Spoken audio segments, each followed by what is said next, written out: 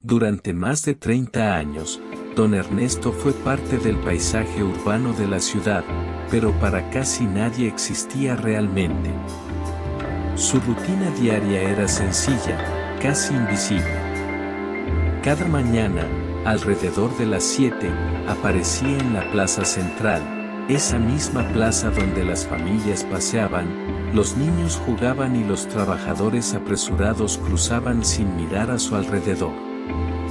Ernesto llevaba siempre la misma chaqueta raída, con manchas de tiempo y polvo, y un gorro que intentaba cubrir su cabello ya completamente blanco. Su rostro, aunque marcado por las arrugas, mostraba una expresión tranquila, como si hubiera aprendido a aceptar la soledad que lo acompañaba desde hacía años.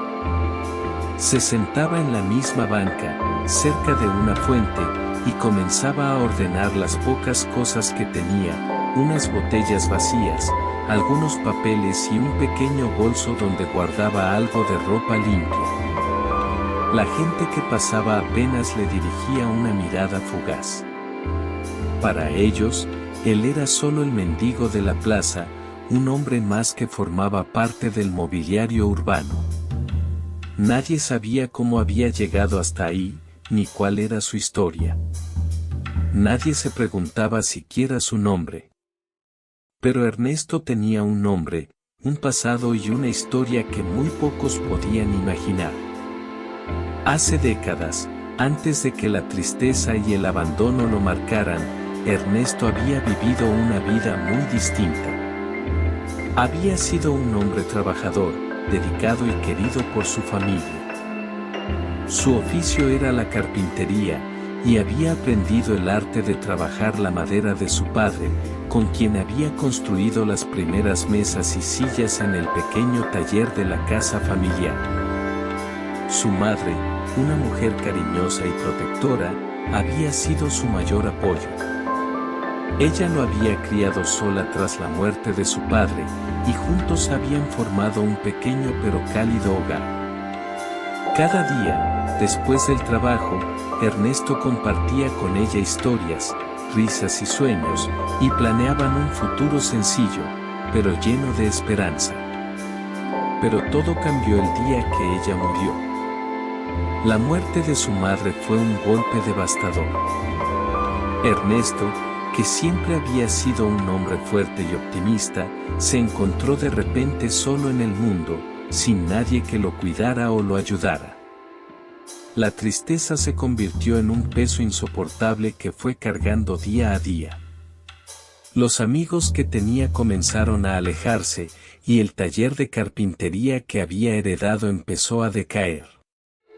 Un día, simplemente, cerró sus puertas.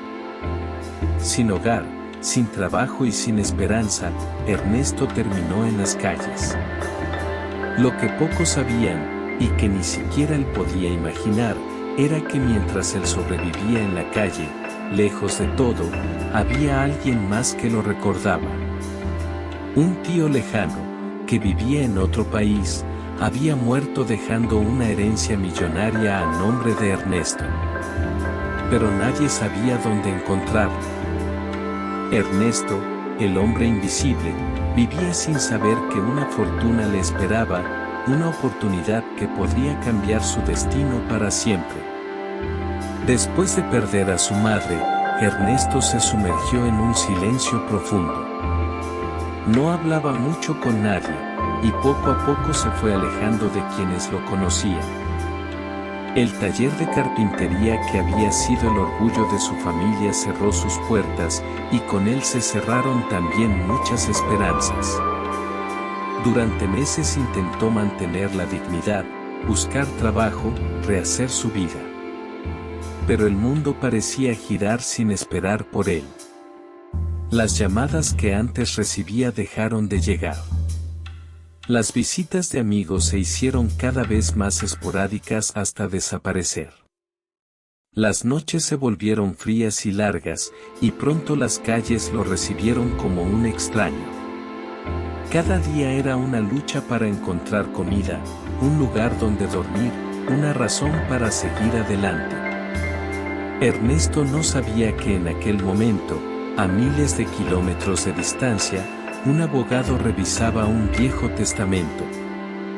El tío de Ernesto, un hombre adinerado que había vivido toda su vida en el extranjero, había fallecido dejando en su última voluntad toda su fortuna para su único sobrino, el hijo de su hermano. Pero nadie sabía dónde estaba ese sobrino. La dirección que tenían en sus documentos era antigua y nadie había podido localizarlo. El abogado, llamado Francisco, sentía que aquella historia no podía quedar olvidada. Decidió buscar pistas, preguntó en diferentes lugares, visitó albergues y comedores sociales, pero todo parecía indicar que Ernesto había desaparecido.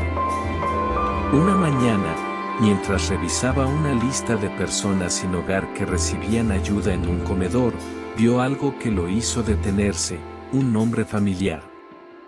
Un hombre que vivía en la plaza central de la ciudad y que coincidía con la descripción. Sin perder tiempo, Francisco decidió ir a buscarlo. En la plaza, encontró a Ernesto sentado en la misma banca donde pasaba sus días, reparando con paciencia un viejo juguete roto que un niño le había dado. El abogado se acercó lentamente y con voz suave le dijo: ¿Se llama Ernesto? El hombre alzó la mirada, sorprendido, y asintió. Francisco sacó del bolso una carpeta con documentos y una carta antigua. Soy Francisco, abogado. Tengo algo que tal vez le interese. Ernesto no entendía, pero la curiosidad lo hizo escuchar. Así comenzó el encuentro que cambiaría su vida para siempre. Ernesto sostuvo en sus manos aquella carta amarillenta, con la letra de su tío que, aunque distante en años y kilómetros, nunca lo había olvidado.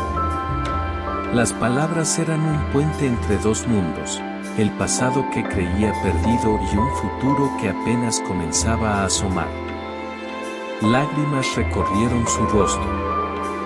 No era el dinero lo que más importaba, sino saber que alguien había creído en él, incluso cuando él mismo había dejado de hacerlo. Con la herencia, Ernesto decidió no cambiar su esencia. No quiso vivir en mansiones ni rodearse de lujos. En lugar de eso, creó un refugio para quienes, como él, alguna vez fueron invisibles. Un lugar donde la dignidad y la esperanza volvieran a nacer. Su historia nos enseña que, a veces, el mayor tesoro no está en las riquezas materiales, sino en la capacidad de renacer, de creer que nunca es tarde para encontrar un nuevo comienzo.